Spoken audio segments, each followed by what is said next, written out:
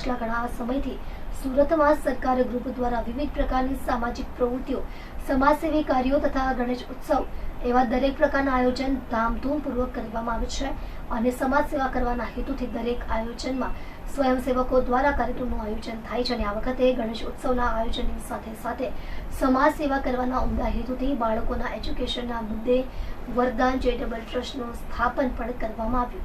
આ ટ્રસ્ટના નામથી ગરીબ જરૂરિયાતમંદ બાળકોને એજ્યુકેશનની સુવિધાઓ પૂરી પાડવામાં આવશે, જેનું રજીસ્ટ્રેશન પણ શરૂ થઈ ગયું છે।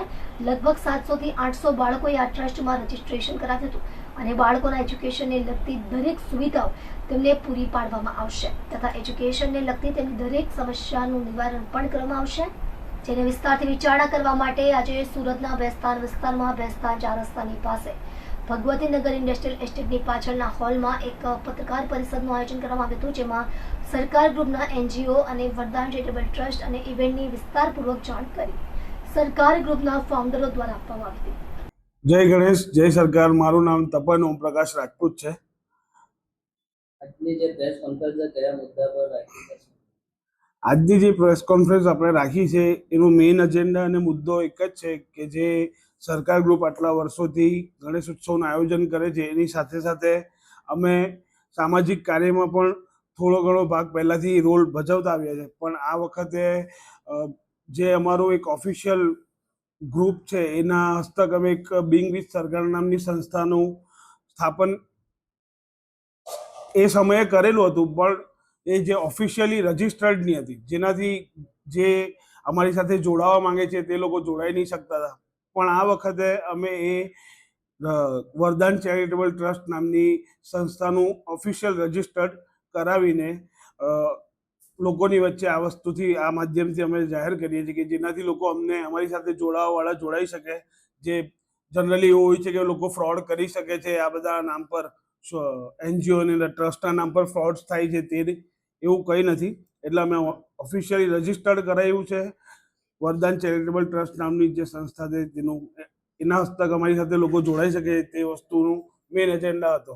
અને બીજી વસ્તુ કે વરદાન ચેરિટેબલ ટ્રસ્ટનો જે મેઇન એજન્ડા છે કે જરૂરિયાતમંદ બાળકોને એજ્યુકેશન માટે જે પણ સુવિધાઓ કે જે પણ એ લોકોને પ્રોવાઇડેશન જોઈએ છે તે વરદાન ચેરિટેબલ ટ્રસ્ટ એ લોકોને પૂરી પાડશે। અમે લોકો પાછલા ઘણા સમયથી ઘણા વર્ષોથી અમુક બાળકો એવા હતા કે જેને એજ્યુકેશન માટે સ્કૂલ સુધી જવા માટે ટ્રાન્સપોર્ટેશનની પ્રોબ્લેમ્સ થતી હતી, તો અમે એ જૂના વર્ષોમાં એ લોકો માટે એક રેન્ટલ વાનની વ્યવસ્થા કરી હતી, બરાબર। જે હવે ગયા વર્ષે અમે ઓફિશિયલી એક વાન લીધી છે। આ સંસ્થા કેટલા વર્ષથી કામ કરી રહી હતી? આ સંસ્થા અમે 2006 થી સરકાર ગ્રુપ ગણેશ ઉત્સવનું આયોજન કર્યું ત્યારથી એના પછીથી ધીરે ધીરે સ્ટાર્ટ કરી દીધું, પણ હવે ઓફિશિયલ રજિસ્ટર્ડ આ વર્ષે કરાવ્યું। આટલા વર્ષો પછી કેમ તમને ઓફિશિયલી રજિસ્ટ્રેશન કરાવવાની નોબત પડી?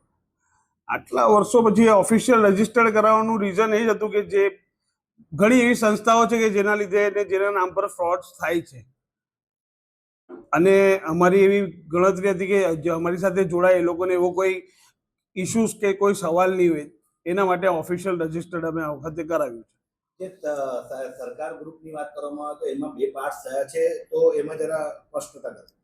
સરકાર ગ્રુપના જે 2 પાર્ટ્સ થયા છે એના માટે અમે એટલું જ કહીશું કે અમુક મેમ્બર્સ હતા જે અમારાથી છૂટા પડી ગયા છે, પણ એ લોકો છૂટા પડી ગયા, એ લોકો બીજા ગણપતિ બેસાડે, જે પણ આયોજન કરે અમને એવો કોઈ ઇશ્યુ નથી, પણ મેઇન સરકાર ગ્રુપ જે હતું જે આટલા વર્ષોથી સુરતમાં સ્થાપિત છે અને જે જગ્યાએ ગણપતિ બેસાડીએ છીએ અમે, એ ઓરિજિનલ સરકાર ગ્રુપ અમારું જ છે અને હજુ પણ એનું આયોજન આવનારા સમયોમાં પણ ત્યાં જ થશે।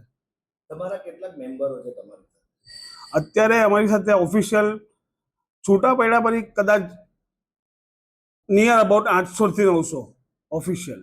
વિવાદનું કારણ શું છે?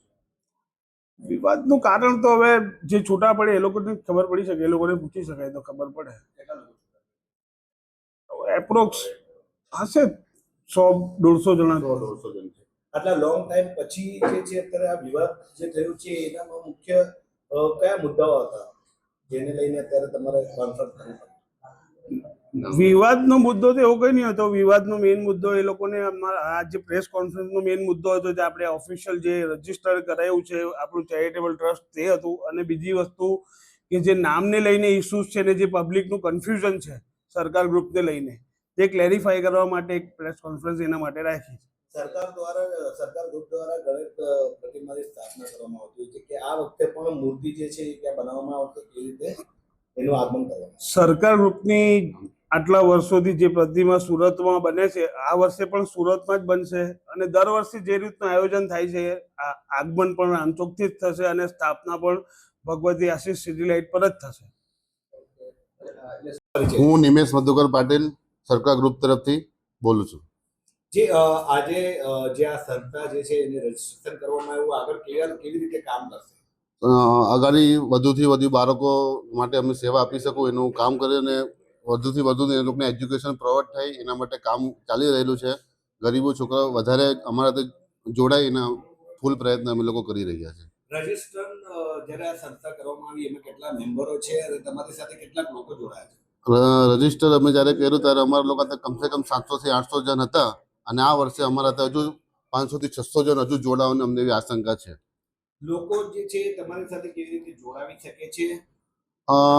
મેક્સિમમ તો વોટ્સઅપ ગ્રુપ અમે એક બનાવ્યું છે અને એક ઇન્સ્ટાગ્રામ પર એક પેજ બનાવ્યું છે અને પર્સનલો બી મેસેજો જાય છે અને બધું જાય છે. સરકાર ગ્રુપ દ્વારા વર્ષોથી ગણેશ પ્રતિમાની સ્થાપના પણ કરવામાં આવતી હોય છે. આ વખતે 2 ગ્રુપ પડી ગયા છે અને આ વખતે જે છે આ રીતના એની વ્યવસ્થા છે. 2 ગણપતિનું તો આપણને આઈડિયા નથી. ગ્રુપ અમારું જ છે જે વર્ષોથી સિટી લાઇટ પર ભગવતી આશીષ પર એ જ છે, બીજું તો ગ્રુપ કોઈ છે નહીં. આ ગ્રુપ છૂટું એટલે આ વિવાદ થવાનું કારણ એમાં તો બહુ બધી વસ્તુ મોટી પ્રશ્નો છે, બને તો નાની નાની વાતો છે એ તો વાંધો નહીં.